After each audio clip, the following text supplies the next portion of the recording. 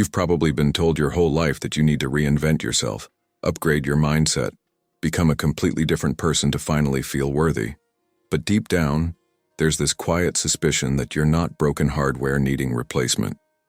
You're more like a child self that got buried under years of noise, roles, and expectations. What if the exhaustion you feel isn't from being too weak, but from spending all your energy maintaining a version of you that was built around an old wound, and even around moments of parentification that forced you to grow up too fast? Think about how often you've looked at your life and thought, I should be happy, so why do I still feel like a stranger inside my own story?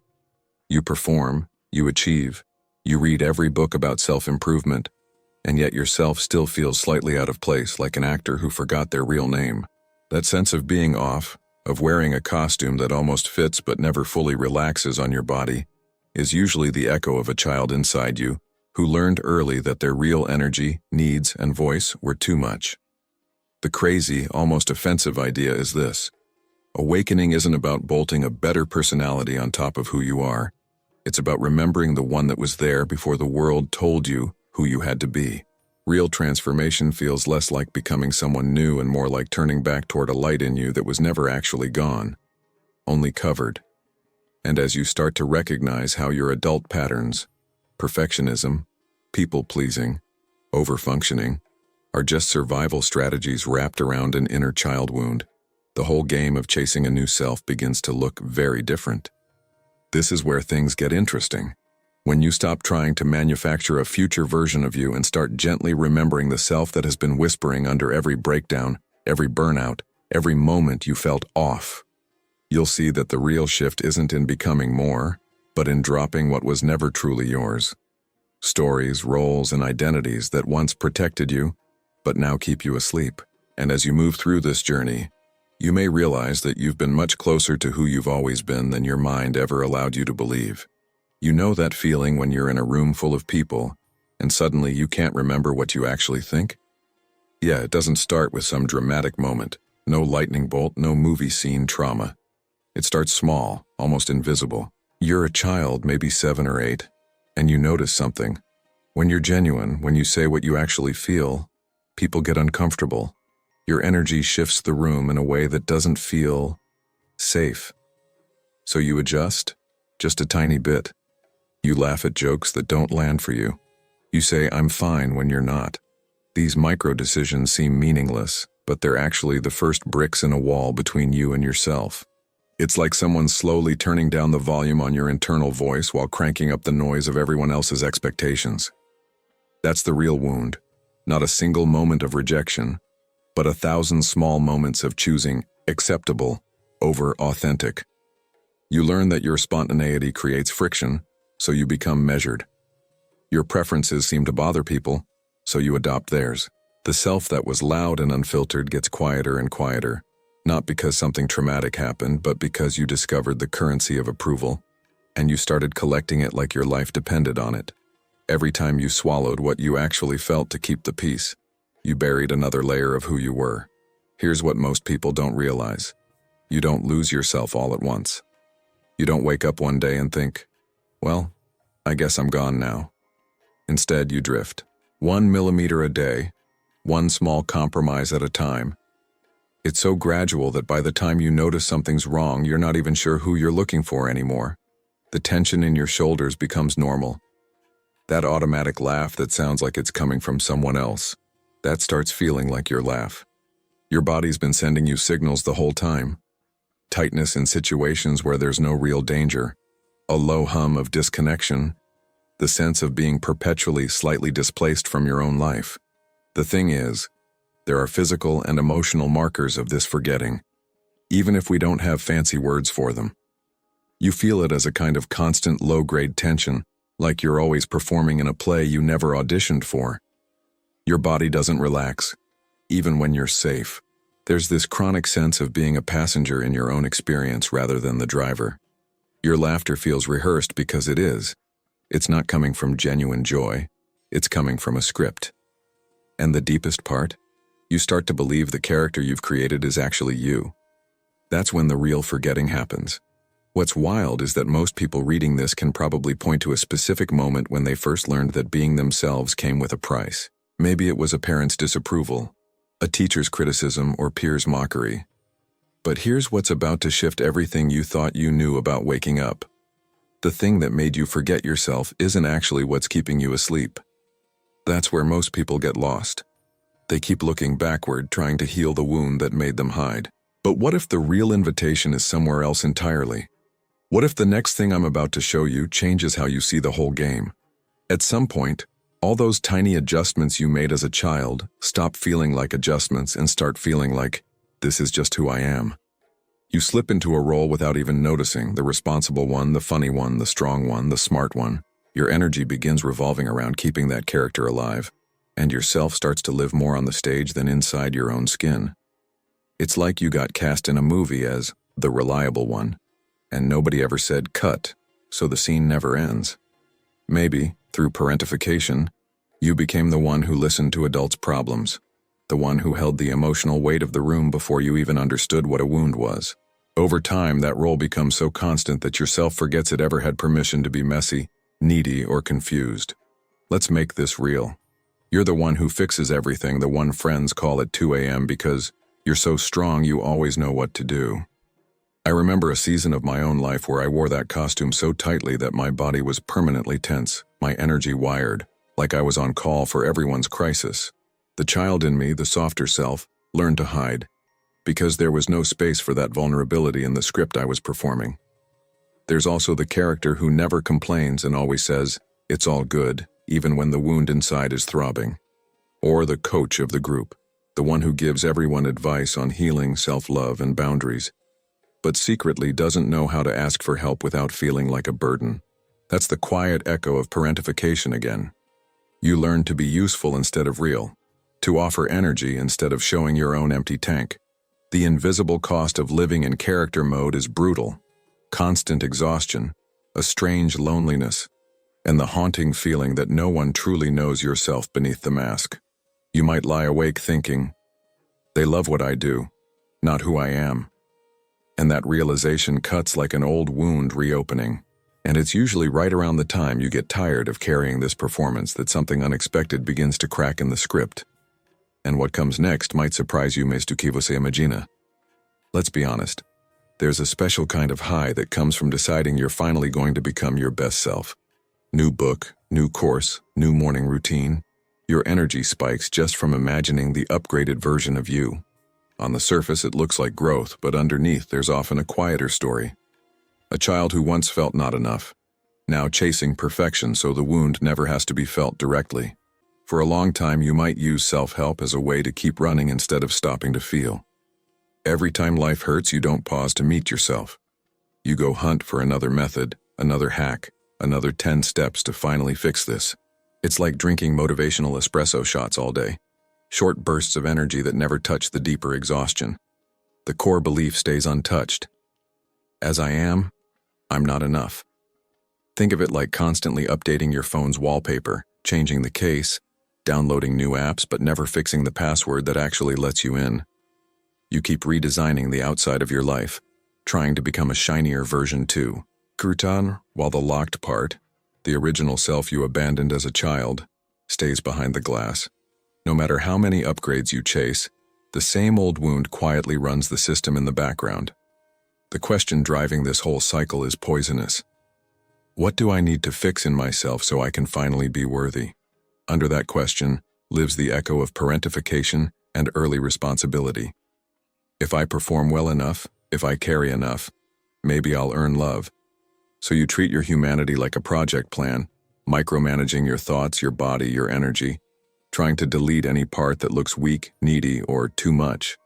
But awakening doesn't start with, how do I become better? It starts with a much more disarming question. What in me is already true and just buried? Instead of building a new self on top of the old wound, you start listening to the parts of you that were silenced when you were still a child. And it's often right when the self-improvement engine begins to glitch, when the books, the routines, the constant striving stop working, that another kind of moment appears. And the next glitch in the script might be exactly what turns your whole story inside out.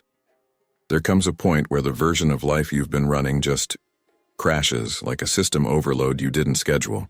It might look like burnout, a breakup, a panic attack in the car, or a random Sunday where the silence feels heavier than your whole to-do list. On paper, you're doing what your character is supposed to do, but inside yourself feels like a child locked in a room banging on the door with the last bits of energy it has left. For a lot of people, this glitch shows up as a body that refuses to cooperate. You can't focus, you're exhausted, your chest feels tight for no reason. If you grew up in parentification, you've been overriding your own limits for so long that your nervous system finally pulls the emergency brake. It's not that you suddenly became weak. It's that the wound of always overfunctioning finally hits a wall it can't climb. The glitch isn't just physical. It breaks the story you've been telling yourself about who you are. Maybe you always thought, I'm the strong one, I can handle anything. Until one day you can't get out of bed and even sending a text feels like lifting weights. Or you're the one who gives relationship advice, yet you find yourself again in the same painful dynamic. Realizing yourself is trapped in a loop your inner child keeps replaying, hoping this time it ends differently. It's a lot like a video game that suddenly freezes. You keep pressing the same buttons, but nothing responds. All the old strategies, people-pleasing, overworking, numbing, spiritual bypassing with love and light, stop giving you the illusion of control. In that frozen moment, you're forced to take your hands off the controller, look up from the screen, and see the life, the body, the self you've been ignoring while trying to win a game built on an old wound. Here's the reframe most people miss. The glitch isn't punishment. It's a wake-up call. Life starts removing what isn't truly you. Not because it hates you, but because the cost of maintaining the character is becoming unbearable for your child inside and for your energy outside. And right when you think everything is falling apart beyond repair, that's usually when a different kind of remembering starts to whisper. And the next secret about what awakening really is may shift everything you thought self-growth meant. By now you've probably noticed that real awakening doesn't feel like installing a brand new personality. It feels more like remembering something in yourself that was always there under the noise. So many spiritual teachers point to this. Awakening is not about becoming something you are not, but about remembering your true nature beneath all the roles and defenses. It's less upgrade yourself to version 2, and more remove what was never really you in the first place, including the armor that formed around your original wound as a child. It's a bit like hearing a song from your childhood that you haven't thought about in years. The moment the melody starts, your body remembers the lyrics before your mind catches up, and something in your energy softens because it recognizes home. Awakening is that same kind of recognition, but instead of a song, it's your own self coming back online after being muted by years of survival, performance, and parentification. You can feel this remembering in tiny moments that don't look spiritual at all. The day you're brutally honest with someone for the first time in years and feel a strange relief instead of guilt. That's yourself stepping forward, even if your voice shakes like a scared child. Or the night you say no to something that would have kept your old character happy and your whole body exhales, as if an ancient wound finally got a bandage instead of another layer of denial. The real you you're remembering isn't a fixed personality template. It's more like an inner place of honesty, presence, and coherence. Sometimes that self is quiet and soft. Sometimes it's fiery and intense. Sometimes it needs rest. Sometimes it has wild energy to create. It's not defined by always being calm or kind. It's defined by being true, including when it's tired of carrying old patterns from childhood and parentification that were never yours to hold. One of the ways you recognize this remembering is through your body. The effort to exist drops just a little. Your shoulders lower half a centimeter. Your breath moves a bit deeper. Your nervous system doesn't feel like it's sprinting a marathon every time you show your real self. It's not a 24/7 bliss state. It's simply less war inside, less energy spent protecting the wound, and more available to actually live. And the way this starts to reshape your relationships, work, and choices in the real world might be the part you've never fully noticed yet. Living awake isn't about having a perfect mindset. It's about changing how you move through a very imperfect everyday life. Integration starts when yourself stops being just an idea from a book and begins to shape your texts, your yeses and nos, the way your body walks into a room. It's where the child in you, the one who learned to perform and parentify everyone else, finally gets a seat at the table of your adult decisions. In relationships, This looks like refusing emotional crumbs even when your old wound screams that crumbs are safer than being alone. You stop playing therapist for everyone and start saying things like, "Today I don't have the energy to hold this, can we talk another time?" Without drowning in guilt. You slowly choose people around whom yourself doesn't need to shrink, impress, or parentify in order to feel worthy of being there. At work, integration can be messy and gradual, not some dramatic, "I quit everything" montage. You begin asking if your career was built from love or from fear, from your true self or from the old parentified child that thought success might finally heal the wound. Sometimes it starts with a side project that feels alive, a real conversation with yourself about what you want, or setting one boundary that protects your energy instead of sacrificing it. Think of it like moving houses. You don't demolish the old place overnight. You just start bringing more and more of your real self into the new space. You clear out rooms that were filled with other people's expectations, one decision at a time, letting the inner child choose a color, a song, a rhythm that feels like home. One day you realize you're spending more hours as your true self than as the character you built to survive. And that quiet shift is worth more than any dramatic rebirth. Integration is never a one-day event. It's a process of waking up a little more every time you refuse to abandon yourself in the old ways. Each moment you choose truth over performance. It's like turning on a light in a room that's been locked since childhood, and your energy stops leaking into maintaining the mask.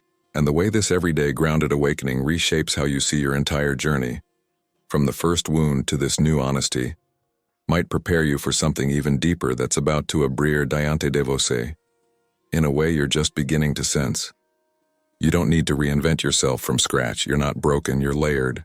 Awakening is that quiet moment when, piece by piece, you start handing back what was never really yours. Expectations, masks, roles built around an old wound, around parentification, around all the times your energy went to caring for others instead of your own self. You don't become someone new. You simply stop abandoning the child in you who has been there all along, waiting for you to come back.